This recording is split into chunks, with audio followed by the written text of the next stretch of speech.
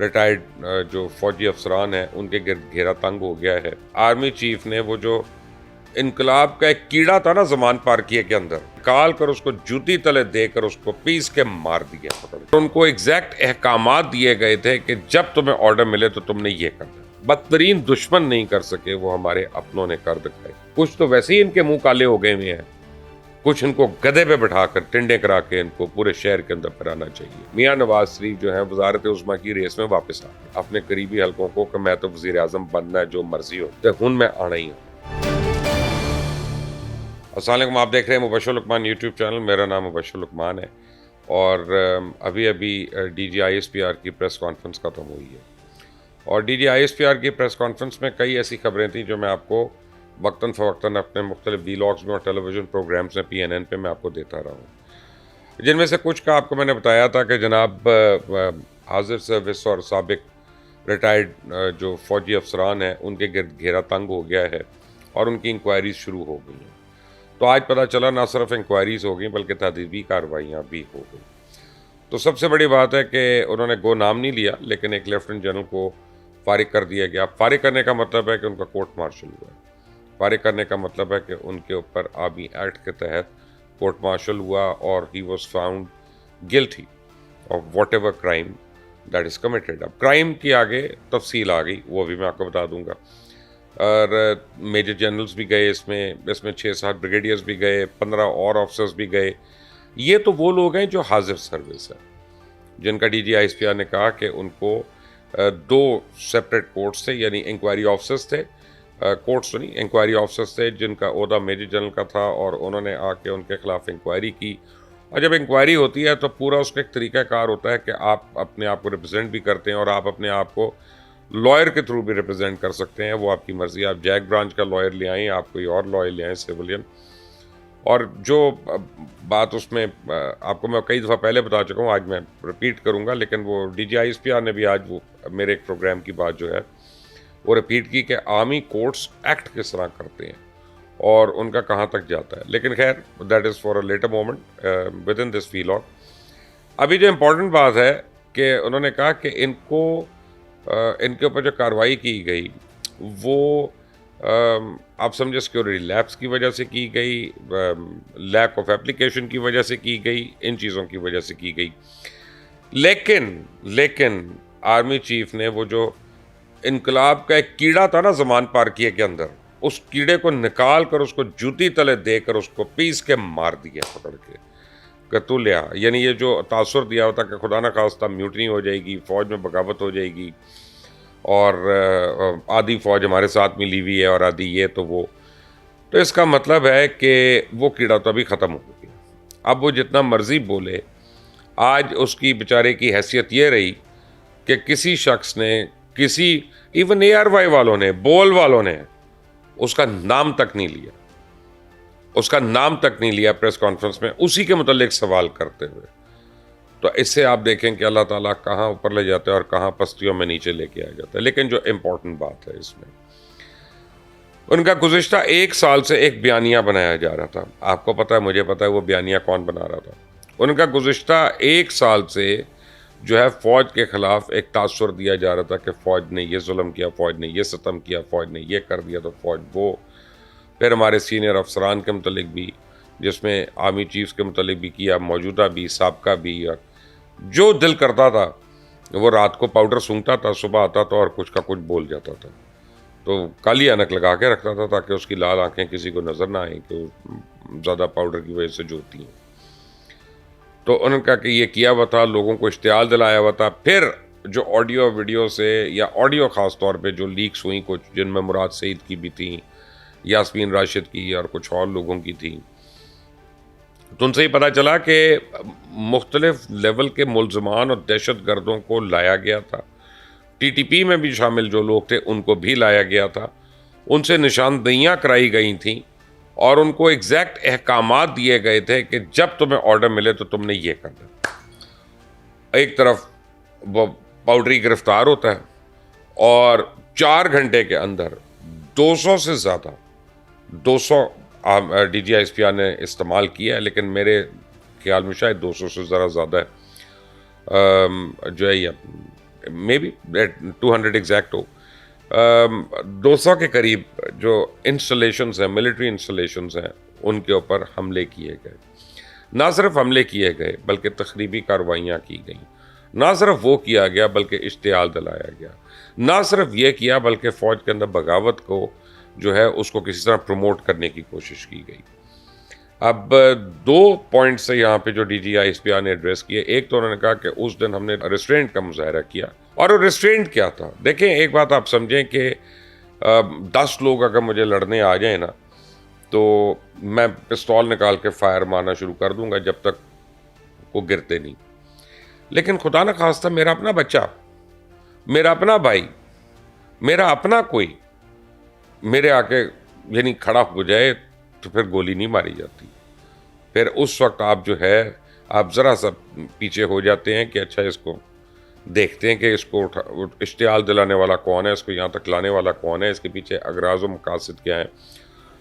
तो अफ़वाज पाकिस्तान जो है वो हमेशा से अवाम के ऊपर तशद्दुद तो कर नहीं सकती, अवाम की प्रोटेक्शन के लिए है, तो उनको रिस्ट्रेंट तो दिखाना है। तो रिस्ट्रेंट को कमज़ोरी नहीं समझना चाहिए, बल्कि एक साबिक DGI ISPR का मुझे जुमला याद आ रहा है। उन्होंने एक दफ़ा कहा था कि खामोशी भी एक ज़ुबान होती है। तो ये जो 2 महीने खामोश रही फ़ौज, और 2 महीने इन्होंने सोशल मीडिया पे की गई हर किस्म की बकवास का कोई डायरेक्ट या इनडायरेक्ट आंसर करने को इसको बेहतर नहीं समझा, बल्कि अपनी कार्रवाई करते रहे, चुप करके करते रहे। और आ जाके वो जिसे कहते हैं 100 सुनार की और एक लोहार की आग दे के मारी कि तुम्हारा और तुम्हारे हवारियों का कोई फ्यूचर नहीं है।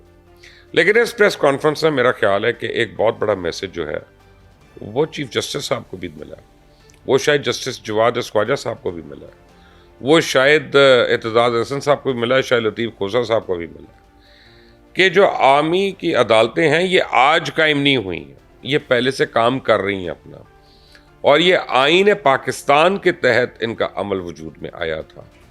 और सिविलियन अदालतों ने वो दहशतगर्द या वो लोग जो दहशतगर्दी के मुकदमात में मतलूब थे और उनके पास यानी सीरियस उनके ऊपर एविडेंस था और उनके ऊपर एक्यूजेशंस थी, उनको आर्मी कोर्ट्स में उनको किया था। देखें, आपको बताता हूँ इसकी 2 वजूहात हैं।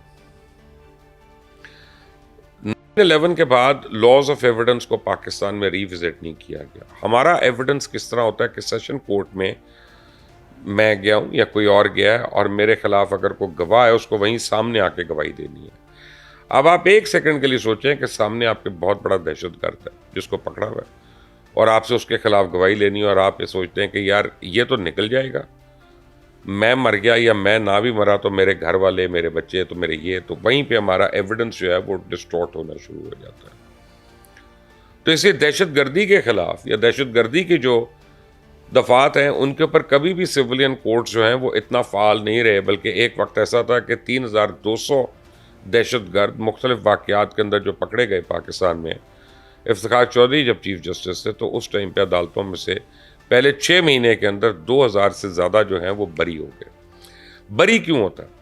बरी इसलिए नहीं होता कि जज करप्ट है, no, I am not saying that. बरी इसलिए नहीं होता कि जज को पता नहीं है, बरी इसलिए होता है कि कानून के तकाजे हैं वहाँ पे, कि वो जो लॉज ऑफ एविडेंस है उसके सामने जब आके गवाही नहीं मिलनी या गवाह ने डिस्टॉर्ट कर देनी अपनी गवाही, या गवाह जो है अपने बयान से फिर जाए, तो फिर जो है वो उसके लिए पॉसिबल नहीं रहता, चाहे दिल में पता होता है उस जज को कि यार ये कातिल है, ये दहशतगर्द है। आप नूर मुकद्दम का केस ले लें, इस मुल्क में या दुनिया के किसी मुल्क में किसी को कोई शक है कि नूर मुकद्दम को कत्ल किया गया, बेदर्दी से कत्ल किया गया, उसके साथ जुल्म भी किया गया, लेकिन अभी तक वो दरिंदा जो है वो आपकी अदालतों के ज़ोर पे और अपने पैसे की ललकार पे वो उसी तरह फिर रहा है। अभी तक उसको सज़ा नहीं हुई, अभी तक वो कैफरे किरदार नहीं पहुंचा, हालांकि इतना ओपन एंड शट केस है। अब आप सोचें सहूलतकारों का केस, वो दहशतगर्दों की सहूलतकारों का केस, वो इन अदालतों में आप कैसे साबित करेंगे? तो मेरा ख्याल है कि कल जब कोर्ट खुलेगी तो इंशाल्लाह चीफ जस्टिस साहब को भी ख्याल आएगा, और मुझे ये लग रहा है जो मैंने पहले प्रेडिक्ट किया था उस तरह आज मंसूर अली शाह साहब ने तो अपने आप को रिक्लूज़ कर लिया, लेकिन मुझे ये लग रहा है कि कल सुबह को शायद एक और जज साहब ने अपने आप को रिक्लूज़ कर लिया, क्योंकि नहीं मुमकिन लोगों के लिए जो डेजिग्नेट चीफ जस्टिस हैं काजी फाइज साहब, उनके अदालती बयान के ख़िलाफ़ अब अगर वो इस बेंच में बैठे रहेंगे تو ان کے اوپر تادیبی کارروائی ہو سکتی ہے. تو وہ بھی بڑا مسئلہ ہے یہاں پہ. تو آج جو press conference D G I S P R کی، اس میں دو باتیں تو بڑی کلیئر مجھے سمجھ آ گئی ہیں کہ فوج کے اندر، فوج کے باہر، فوج حاضر سروس اور ریٹائرڈ افسران، فوجی یا سویلین، کسی کی معافی نہیں ہے، کسی کی کوئی سفارش نہیں ہے. انہوں نے اسپیل آؤٹ کر دیا ہے کہ آرمی چیف 4 اسٹار جنرل کی نواسی ہے، 4 اسٹار جنرل کا داماد ہے، 4 اسٹار جنرل کی بیوی ہے، 3 اسٹار جنرل کی بیوی ہے، یہ وہ سارے اندر ہیں. یہ انہوں نے مانا ہے، انہوں نے کہا اندر ہیں یہ. اور ان کا مطلب یہ تھا کہ اب وی آر ایٹ اٹ. اسی طرح ریٹائرڈ افسروں کی بھی ایک لسٹ بنی ہوئی ہے. ان ریٹائرڈ افسروں کے ساتھ کیا ہو سکتا ہے؟ جیل تو ہو سکتی ہے کسی کو اگر کوئی براہ راست اس دن آرسن کے یعنی واقعات میں کا ملوث ہو، لیکن یہ اپنی پینشن سے بھی جا سکتے ہیں، میڈیکل فیسلٹی سے جا سکتے ہیں، اور جو کچھ انہوں نے مراد لی ہوئی ہیں فوج سے اپنی ریٹائرمنٹ کے وقت، وہ بھی ضبط ہو سکتی ہیں، اور یہ سب کچھ ہوگا. ایک اور سوال کے جواب میں جو انہوں نے تھوڑا سا، میں سمجھتا ہوں کہ D G I S P R نے اس کو فلک کر دیا تھا، انہوں نے کمال خوبصورتی سے یہ نہیں بتایا کہ جو پکڑے جانے کا طریقہ کار ہے وہ کیسے ہوگا. تو آبویسلی وہ کر تو پولیس رہی ہے، یا سامنے آپ کو پولیس نظر آتی ہے، پیچھے آئی بی بھی ہوگی، ایف آئی اے بھی ہوگی، سی آئی اے بھی ہوگی، لیکن یہ جو لوگ بھاگے ہوئے ہیں نا، یہ زیادہ دیر تک بھاگے نہیں رہ سکتے. ان کو کسی نہ کسی وقت اپنے آپ کو پیش کرنا پڑے گا. ریاست کے خلاف جب آپ بھاگے ہوتے ہیں تو پھر آپ ڈاکو یا ڈکیت بن کر، آپ وانٹڈ کرمنل بن کے زیادہ دیر آپ سکھی نہیں رہ سکتے. اور آپ کے گھر والے بھی، وہ بھی پھر تنگی کے حالات میں رہتے ہیں. پھر آپ کے اوپر ایک بہت شکنجا جو ہے وہ کسا جا سکتا ہے. ہر ایک بار بھاگ نہیں سکتا، اور جو بار بھاگ بھی گیا کتنی دیر وہاں پہ رہ لے گا.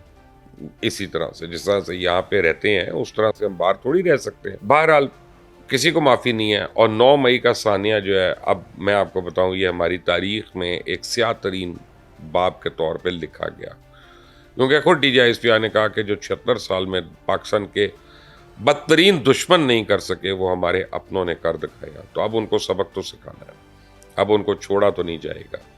یہ آپ بات یاد رکھ لیں. آج میری جوتیاں بھی پڑیں گی، گنڈے بھی کھانی پڑیں گی، اور منہ بھی کالا ہوگا ان کا سب کا.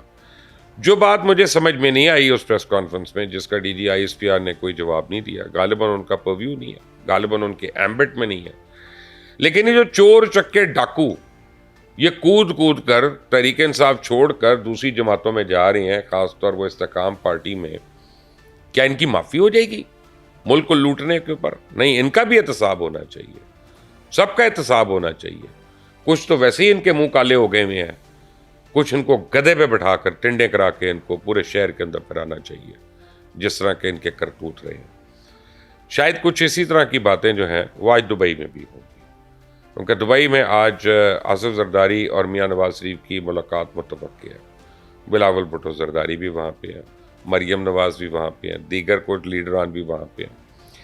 اب 2-3 بڑی اہم باتیں ہونی ہیں وہاں پہ. ایک تو انٹرم سیٹ اپ جو ہے وہ این پی ڈی ایم کی جماعتوں نے آپس میں ڈیسائیڈ کرنا ہے کہ وہ کس کس پہ متفق ہوتے ہیں اور کس پہ نہیں ہوتے.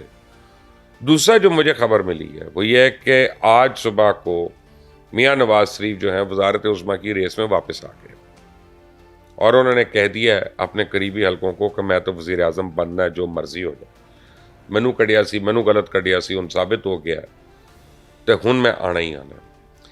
آصف زرداری صاحب یہ سمجھتے ہیں کہ اگر پی ایم ایل این کو 5 سال اور مل گئے وفاق میں اور پنجاب میں، تو پھر پیپلز پارٹی کے لیے شاید وفاق میں آنے کا موقع اور کم ہو جاتے ہیں. اور اگر کوئی ٹائم ہے ان کے وفاق میں دوبارہ حکومت لینے کا تو یہی ٹائم ہے. اب پی ایم ایل این کا یہ خیال ہے کہ جی جب برا وقت تھا اور برے بننا تھا، اپنے ووٹ بینک کو خراب کرنا تھا، تو ہم نے حکومت لے لی، اس وقت ہم برے بن گئے، اس معیشت کو ہم سنبھال رہے ہیں.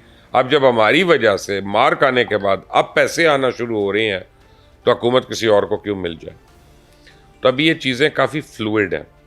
آج رات کو جو ان کی ملاقات ہوتی ہے اس کے بعد مجھے صحیح تفصیل پتہ چلے گی کہ یہ لڑائی یا جو آپ سمجھیں کہ اختلافات ہیں، کیا یہ لڑائی کی شکل اختیار کر گئے ہیں یا یہ سیٹل ہو گئے.